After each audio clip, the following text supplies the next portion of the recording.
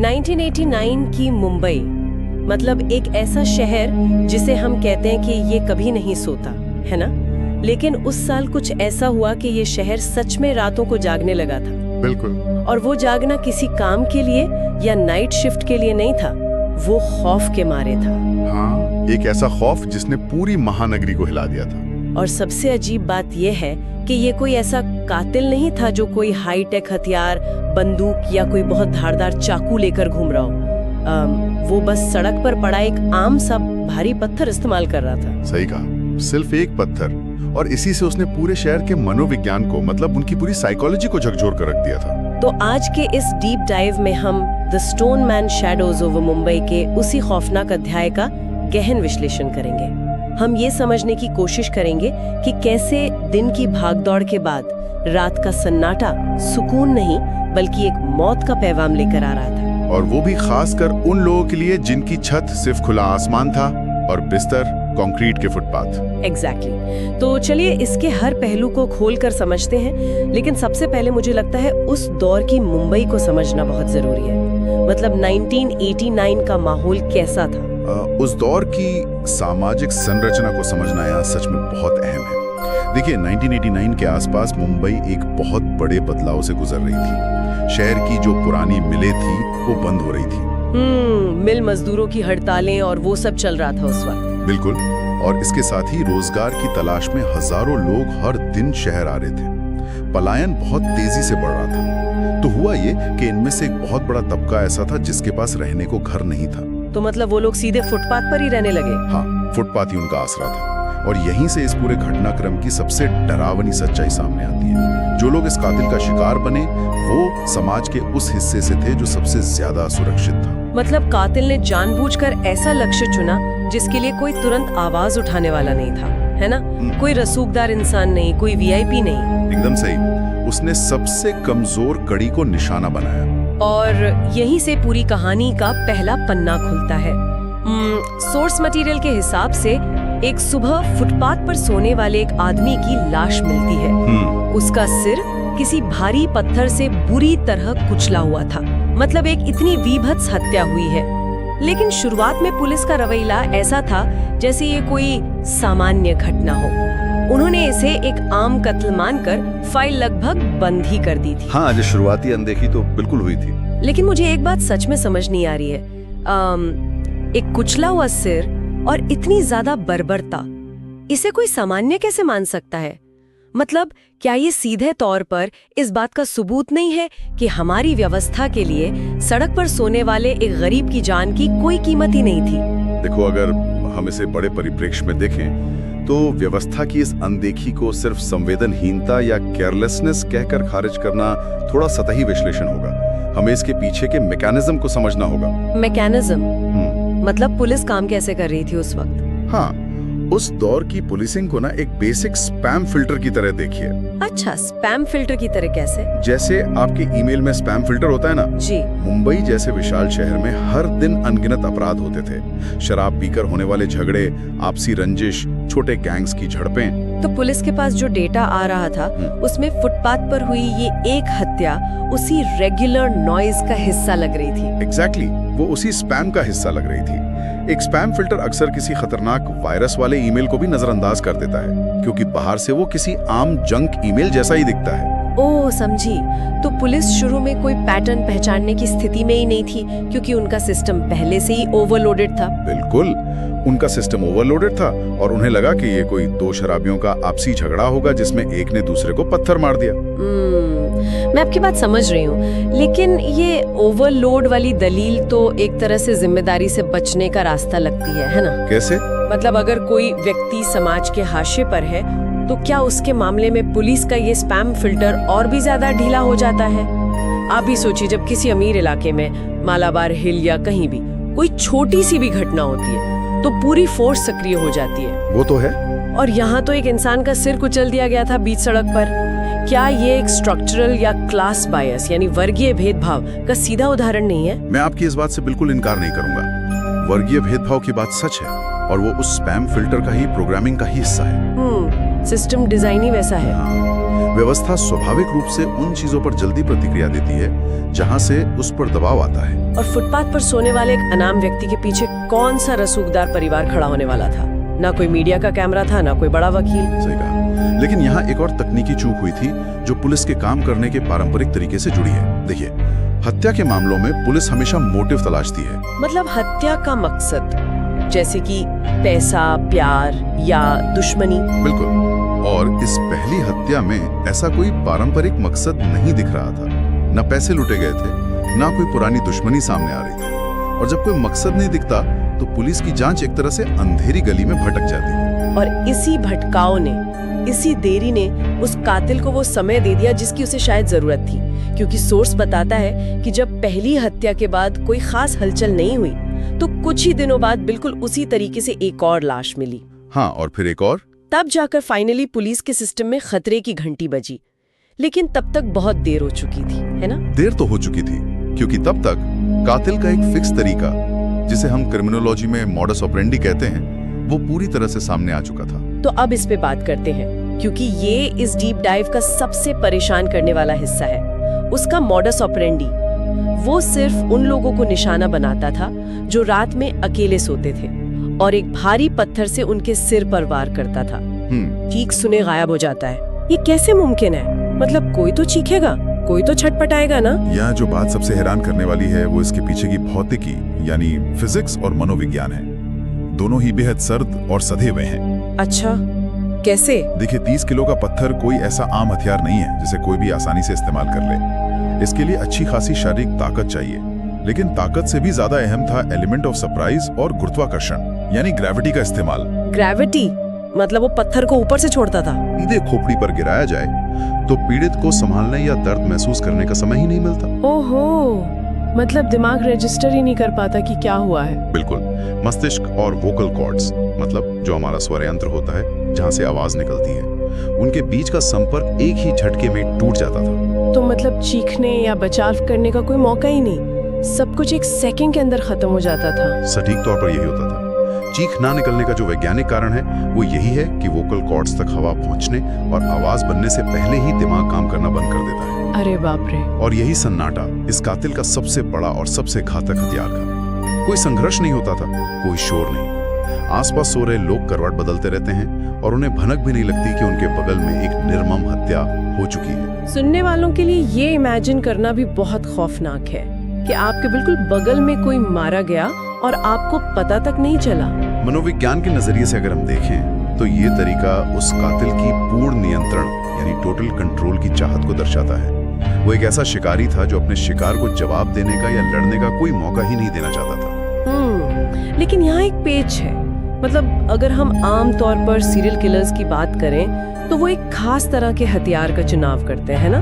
कोई विशेष चाकू होता है या बंदूक या कोई ऐसा तरीका जिसका वो बार बार अभ्यास करते हैं। हाँ, सही कह रही है। तो ऐसे में पत्थर का चुनाव करना बहुत ही आदिम लगता है, बहुत ही प्रिमिटिव। इसके पीछे क्या लॉजिक हो सकता है? क्या ये सिर्फ इसलिए था कि सड़कों पर पत्थर आसानी से मिल जाते थे?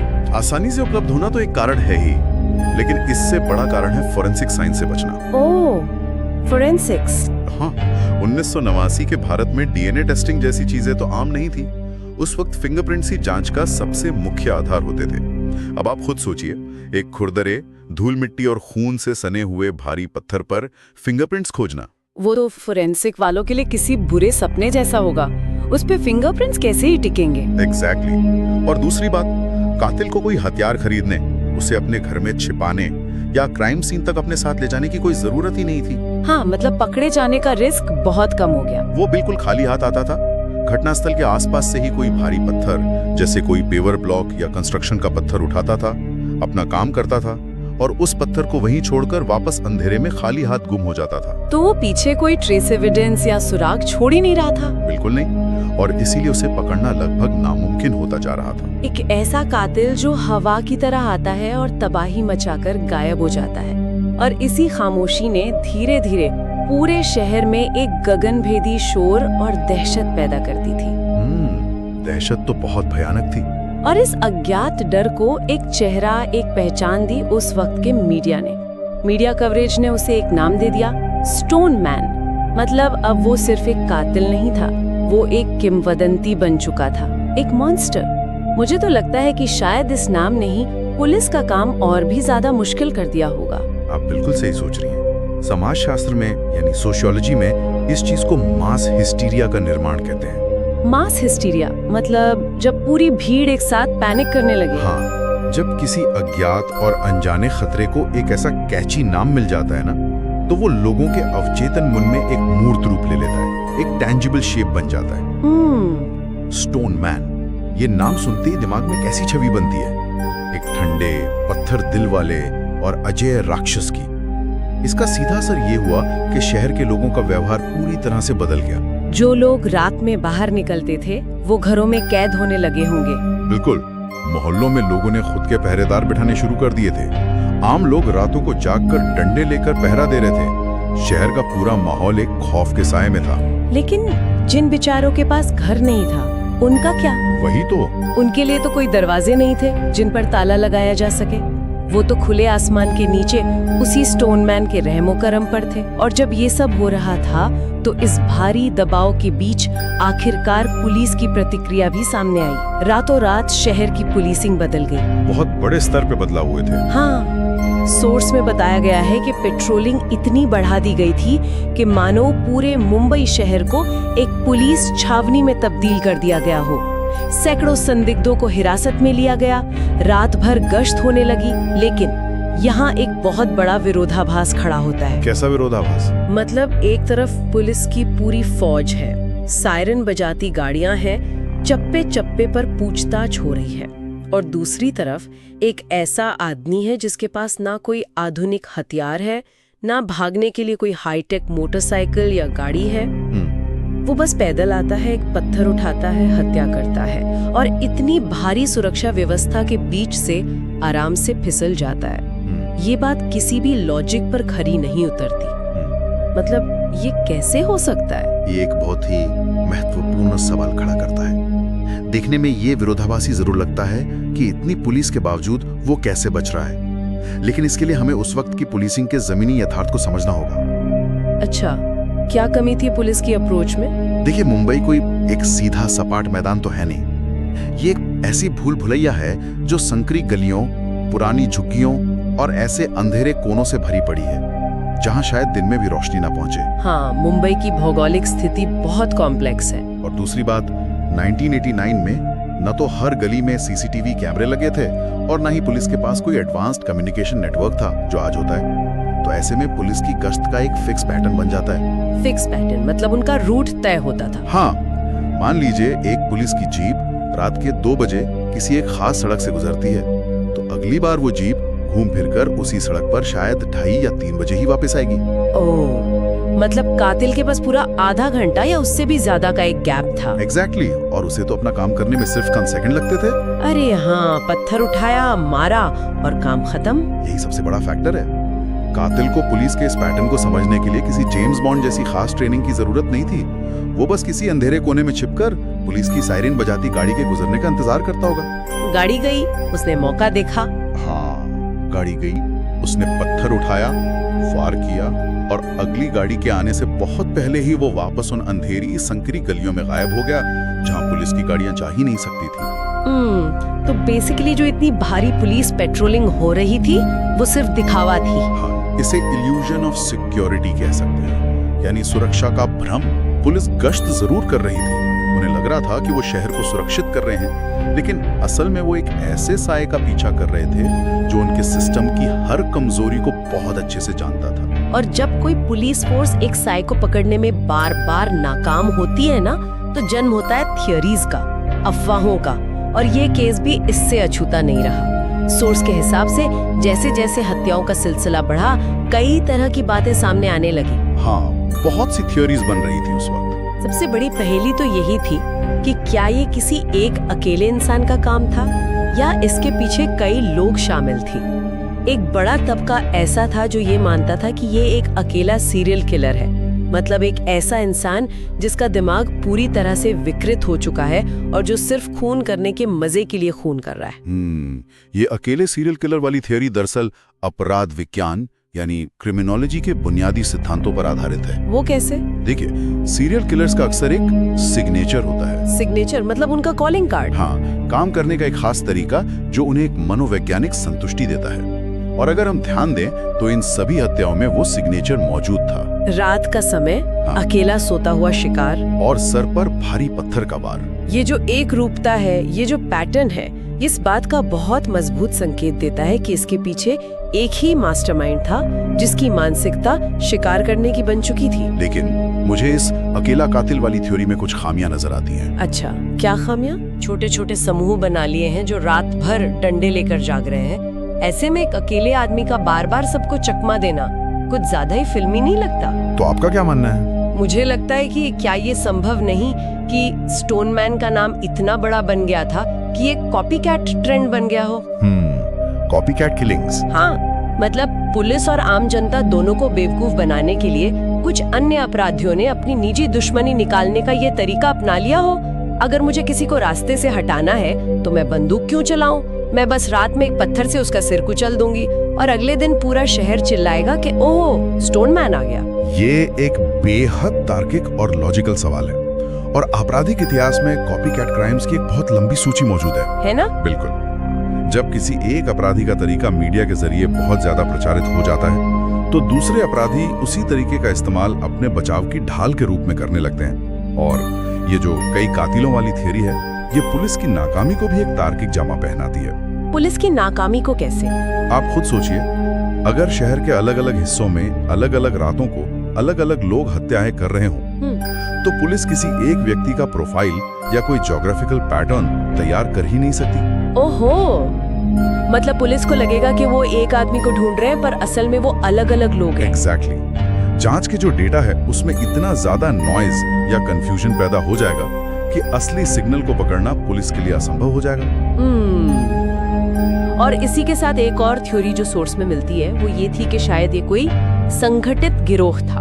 हाँ, गैंग्स वाली थ्योरी, जो जानबूझकर फुटपाथों को खाली करवाने के लिए ये दहशत फैला रहा था। शायद किसी कंस्ट्रक्शन माफिया या लोकल गुंडों का काम हो जिन्हें उन जगहों पर कब्जा करना हो। ऐसी थियरीज भी उस समय हवा में काफी तैर रही थी और सच कहूं तो ये इस पूरे केस को और भी ज्यादा जटिल बना देती हैं। जब हत्या का तरीका इतना आसान और बुनियादी हो, सिर्फ एक पत्थर, तो कोई भी किसी भी मकसद से उसका इस्तेमाल कर सकता है। तो ऐसे में असली स्टोनमैन को खोजना तो भूसे के ढेर में सुई खोजने जैसा हो गया। बिल्कुल। पुलिस के लिए यह तय करना लगभग असंभव हो गया था कि कौन सी हत्या असली स्टोनमैन ने की है और कौन सी हत्याएं उसकी आड़ में किसी और ने की हैं। ये सच में एक ऐसा दुष्चक्र बन गया था जिसे तोड़ना उस वक्त की पुलिस के बस के बाहर हो गया था। और अंततः हम उसी सवाल पर आकर खड़े हो जाते हैं जो इस पूरे विश्लेषण का, इस पूरे डीप डाइव का सबसे खौफनाक हिस्सा है। वो क्या? यही कि इतने सारे संसाधनों,